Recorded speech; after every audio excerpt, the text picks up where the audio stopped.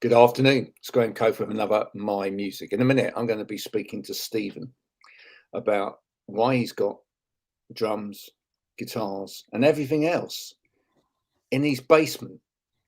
Maybe, or maybe not. But first, let's just have this.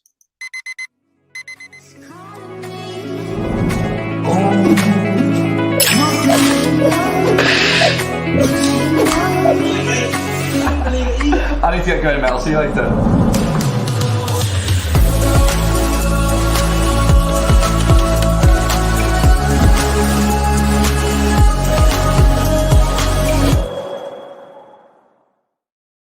Good afternoon, Stephen. Thanks for joining me. Hey, how's it going? Yeah, no, fine. Tell me first of all about the name of this. Do you call it a band, a project? Project, I suppose. Yeah. Yeah.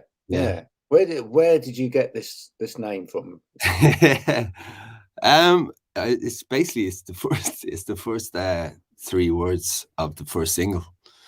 Is it? It's in the lyrics. It just starts with that. Revolution above disorder, and that's the first thing that comes out of your mouth in the first single. Oh, well, I see.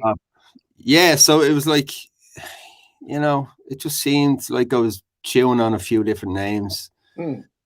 And I just kept coming back to this, that like just when I wrote the lyrics out, and it just seemed to like pop a little bit.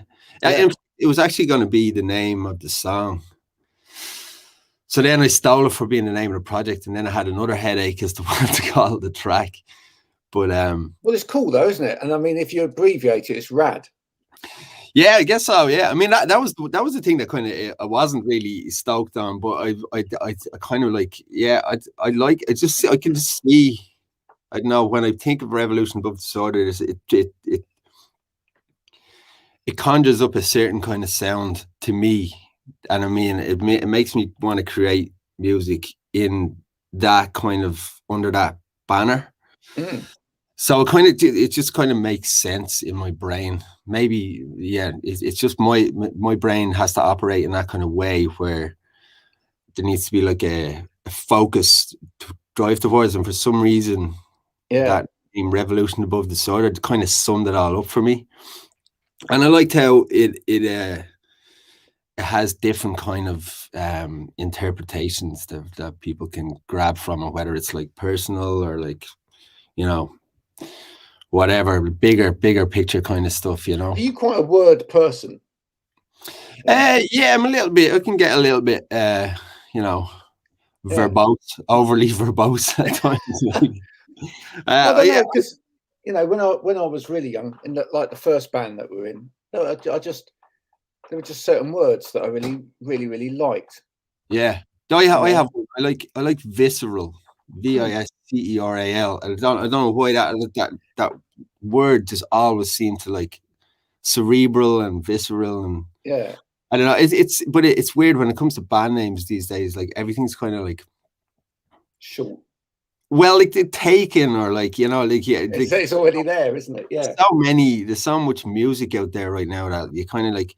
So when it came to like Revolution Above Disorder, and that just seemed to keep popping every time I put the lyrics down, and I was like, all right, okay, let's just do that, and everything seems to just like follow. Well, I really like it. I really like it as a name. I think it's got scope, isn't it? I mean, you can do a lot with that. It's kind of like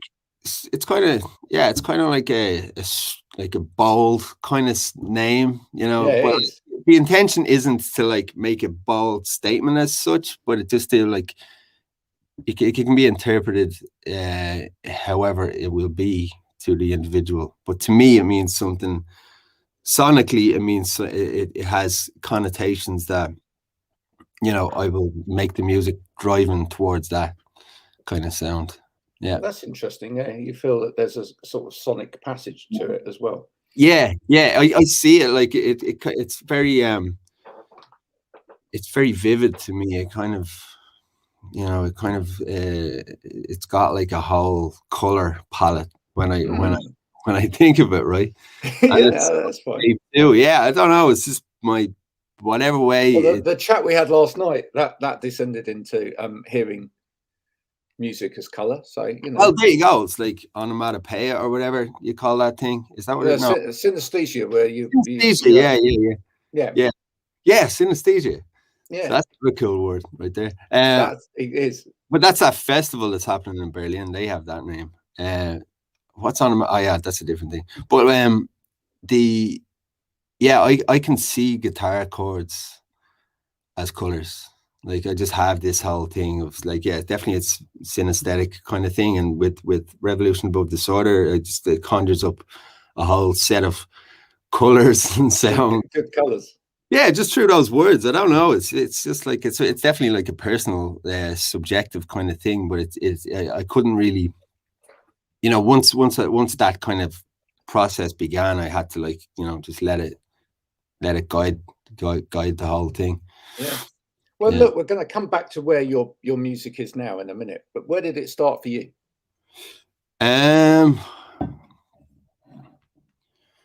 Well, I guess back when I was living in Dublin, because I'm living in Vancouver now, it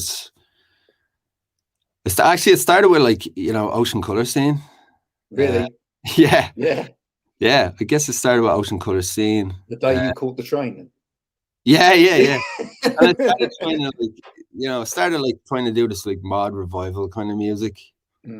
I've been kind of like doing lots of different kind of things over the years, but I guess like mod revival was kind of what I started with, and obviously Oasis, All Weller, you know, all of that stuff, and then that led me to you know, Primal Scream and the more kind of electronic kind of mesh of like rock and roll with electronics. Yeah. Was that a big? I mean, was that a big album for you, Screamadelia? It wasn't really actually, because wasn't right. Not really. I kind of, I don't love it as much as maybe I'm supposed to. For me, it was always about Vanishing Point, Exterminator, Evil Heat, the kind of darker kind of stuff. Yeah, I love like the acid house stuff, like you know, Screamadelica is cool. Like it's great. I do love the album, but like I don't put it on the same kind of level as maybe the subsequent records.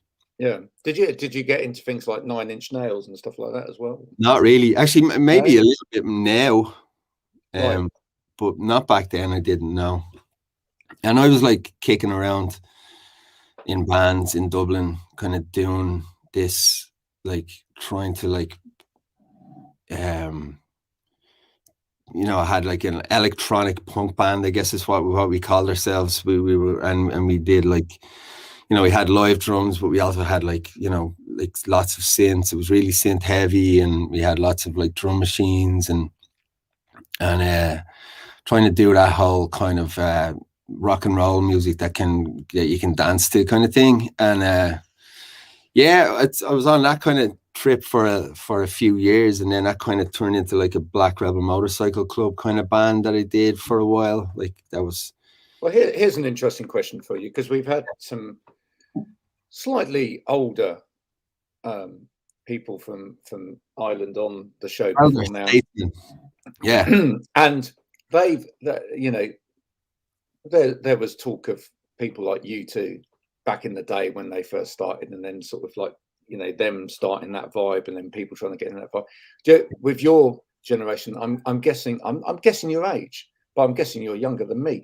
38. Yeah. But so for you, was there kind of an almost not wanting to be U2? Oh yeah. That was the big thing. Yeah, that was the big like. Oh yeah, I don't know why we do that. It's horrible, really, because like now now that I've got a little more, you know, a little more level-headed and got a bit more kind of you know, whatever you call it, like respect and compassion just for people who are doing cool things.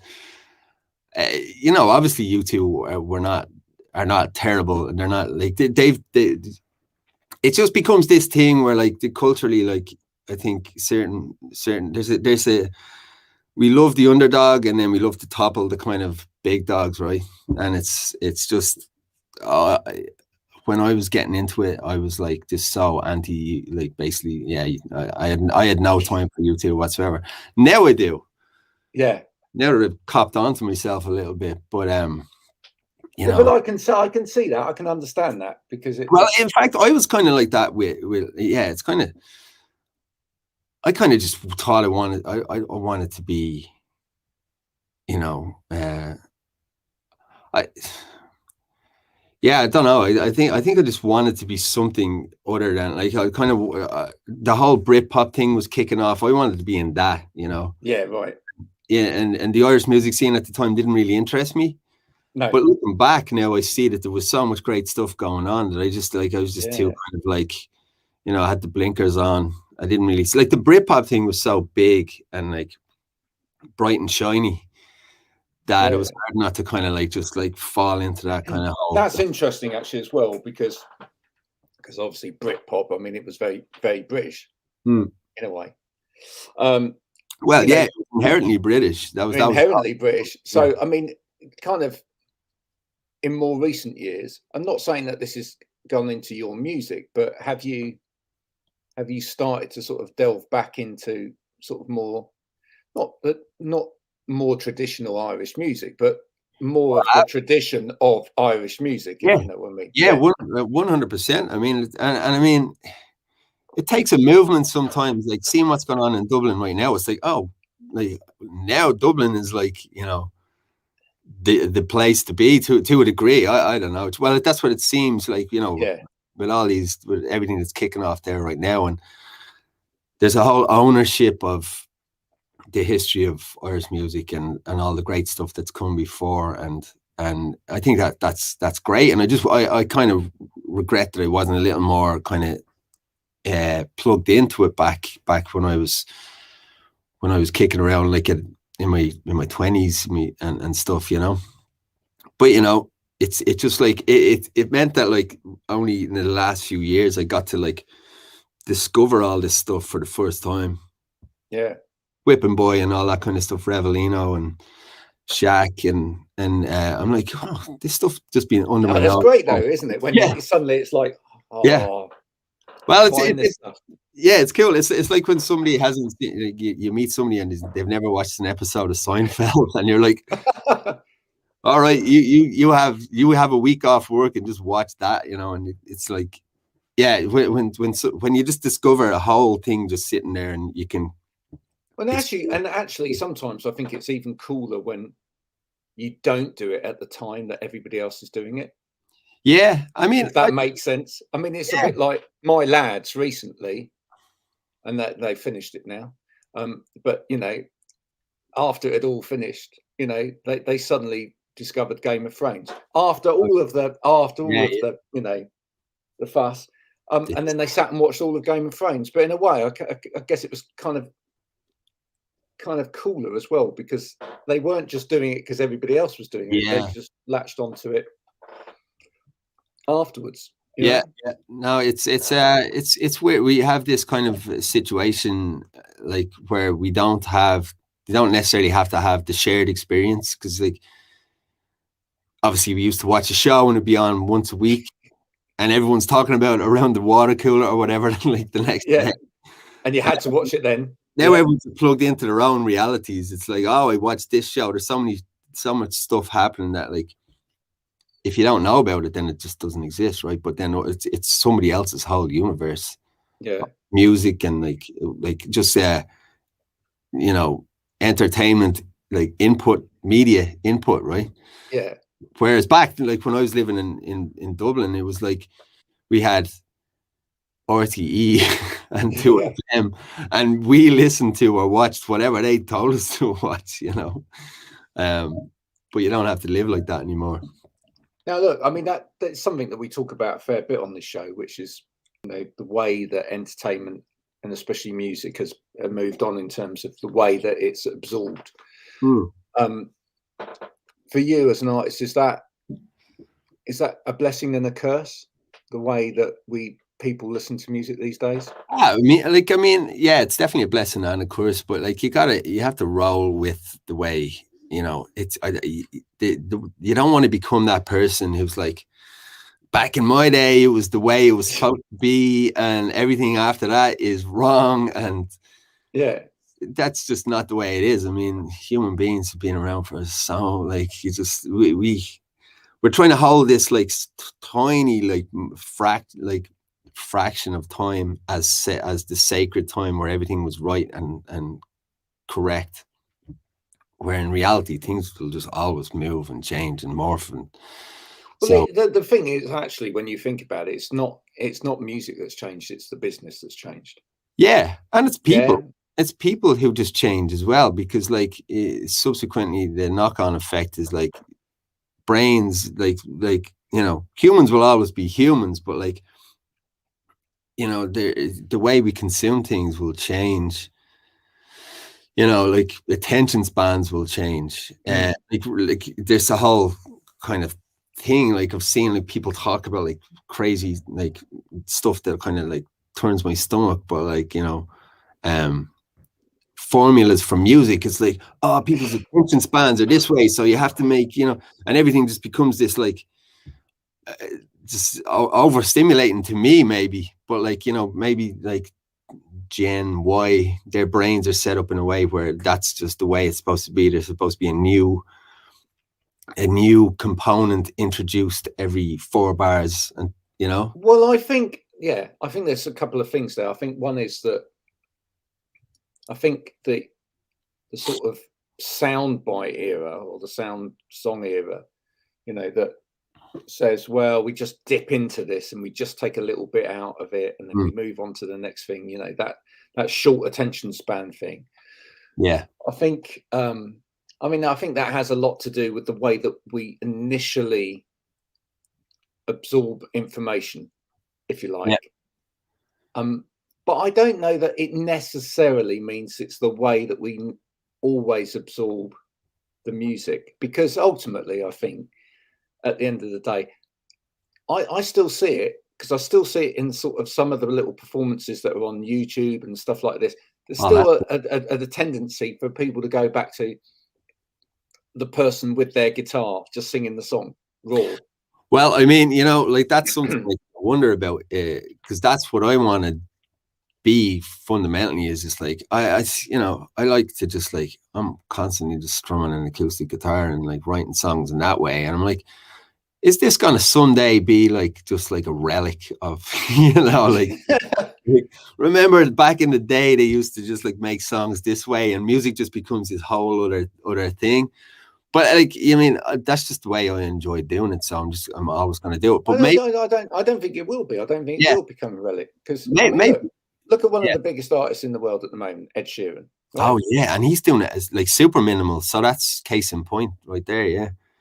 Yeah, and quite often he'll just turn up on, as I say, on YouTube, just doing an acoustic version of a song. So there is like also just like, we want to connect with like a human relatability, and then there's a delicate balance to be achieved when you introduce electronics, when you introduce drum machines, when you put everything on a meter. You can strip away some of that relatability if you're not kind of mindful of the fact that that's fundamentally what we want, what we're trying to achieve, is like a human emotional response to a stimulus, like that's music, right? Or sound and vision, right? But yeah, I mean that it's what you're saying about Ed Sheeran, yeah. Like, and he's massive right now, and I don't actually know if I've ever really heard any of his music, but I know that I assume I have, because he's so like there, just in the surrounding area, I don't know. Yeah, I think people will always gravitate towards the singer and the guitar. I think they will, because there's just something magical about that. There is. Yeah. I mean, like, coming from Ireland and the trad tradition and stuff like that, like my father and his mates would always like, assemble in my house or his house, or the boozer, and like, you know, just that's kind of the way I grew up, absorbing all of that. So why the move to Vancouver? That's an interesting move. It is an interesting move, yeah. You know, I wanted to move to Berlin and I couldn't speak. I kind of felt like, you know, I definitely want to leave Dublin.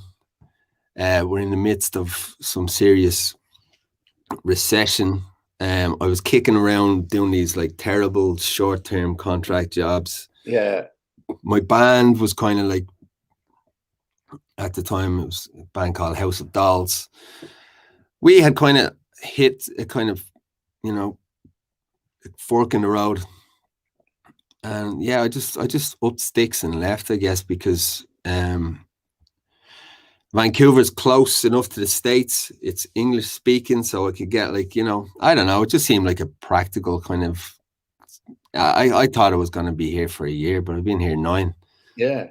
And you get enough real estate to hang your guitars and put your drums up. Well, this is a rental. This is my my house is 2 blocks down the street, and this is actually Nickelback recorded their records right up there. Right. Which I'm not a fan of Nickelback, but that's what happened in this building. This is a like a lockout space that we pay rent on every month, and I share this with like three of my music making pals. Yeah, I'm gonna start doing the Revolution Above the Sword of Life band thing here. It's Vancouver's been good to me, and I've enjoyed it here more than I had no expectations at all. You know, have you learned something about yourself since being there then? Oh Jesus, yeah. I mean, yeah. I mean, it's mad just thinking back to even 10 years back. You know, I kind of feel like just. You kind of leave home and then you leave your whole kind of like social sphere, your whole like family, and you're kind of thrust into this North American culture, which fundamentally is not radically different, but it's different enough that you do have to, you know, adapt and you know, to keep your head above and to you know, there's a lot that you learn about yourself in that process. It's a very valuable thing to do, I think, for anybody, just to kind of get themselves out of their comfort zone a little bit and find themselves, you know, having to just get upwardly mobile in a whole different environment without that kind of support network that you once had. Yeah. And luckily it worked out for me. I kind of like I kind of made a nice little life for myself here. In saying that though, I'm leaving like next. me and my partner, my wife to be, my fiance, gonna move back to. We'll probably move. I think we're moving to Berlin next year. Well, Berlin, look, that's a good place to record an album as well. Well, I mean, Berlin's amazing, and like myself and my fiance have been learning German and all that kind of stuff, you know. But Berlin's kind of like an international city where, you know, you can kind of kick around and, you know, not necessarily have to learn too much German. But I want to try and, you know, do it as best I can and set up camp there, you know, this time next year. Because it'll be 10 years that I'm away from.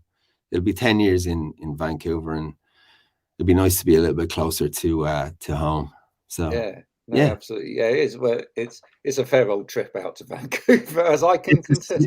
Yeah, I mean, when COVID kicked in and all that kind of carry on, it was like it just became. It almost like emphasized the physical distance. You know, it just seems like just. Yeah, it's just like, you know, just for I'd like to be able to just visit my family and friends, you know, without it being such a massive kind of long haul kind of flight, you know. So, in terms of what you've been doing lately, yeah, when did you start this? And last year when I got back, I was touring with Magic Shop playing bass, and I came back, and then all the plans for my band at the time was called the Orange Kite, and we were like a kind of like garage site kind of thing, and we had to cancel all our plans that were surrounding our album release. So I just kind of like was at home and like we all were. yeah. I mean, I'm glad I kind of made the best of a bad situation to a degree, maybe, because I feel like this thing is what I was really wanted to do. I always wanted to do something that was a little more, going back to that band I was in back a number of years ago in Dublin. I kind of like, I always felt there was kind of like an unfinished business with the electronic, the rock and roll kind of thing. So yeah, I kind of like last year when I came off tour with Magic Shop and then all the Orange Kite plans got cancelled, I was at home and I just kind of was pouring through all these like old demos and stuff. And I kind of, so I guess it started kind of in earnest last year towards the end, but it kind of only just getting rolling on it properly now. I put out like a television personalities cover on like a compilation record. And that was the first release under the name Revolution Above Disorder. And so that officially came out like basically November 5th last year. So that was the first Revolution Above Disorder release officially. And then like, since then I've been kind of working on the original tracks with Jason Corbett, who has a studio just down the street. And yeah, we've been working up slowly but surely, kind of just chipping away at the record, the full length.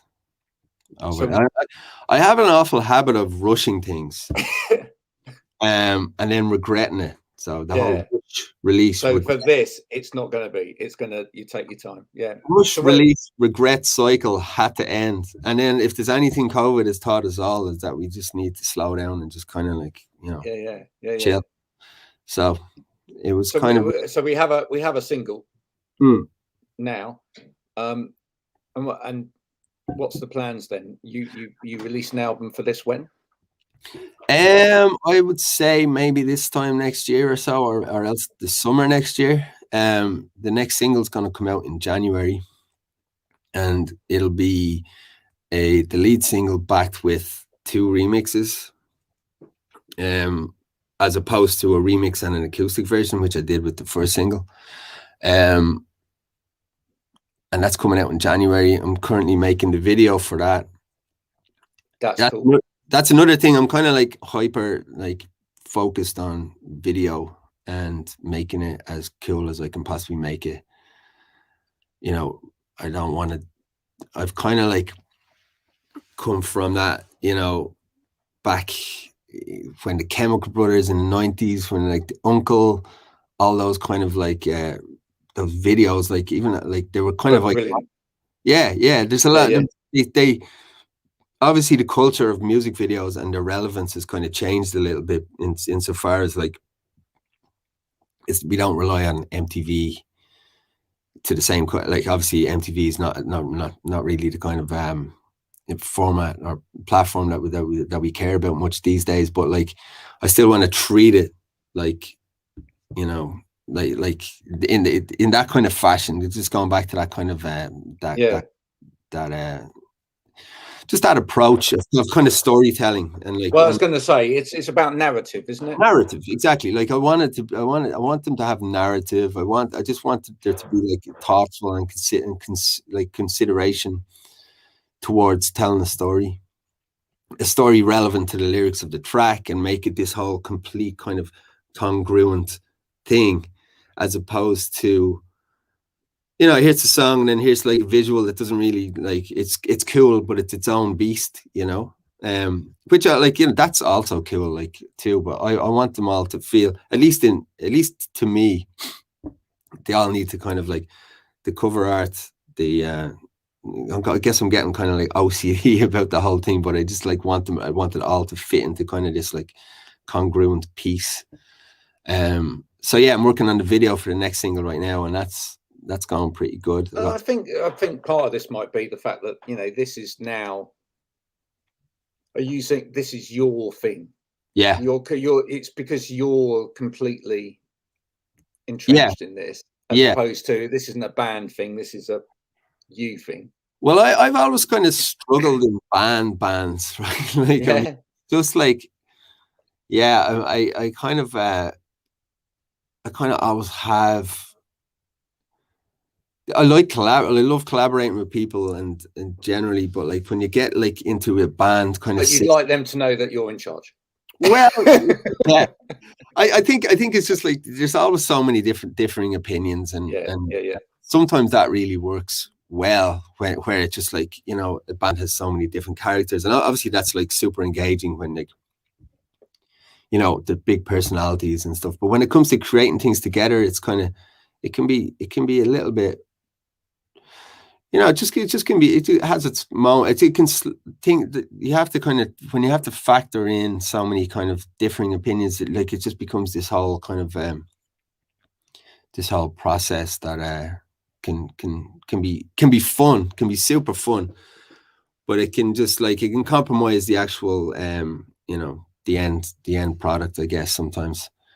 Yeah. But yeah, I'm just kind of compromise, my friend. Never well, there you go. I mean, I just want this to be the project that I do, where there's no compromise on the way, the vision.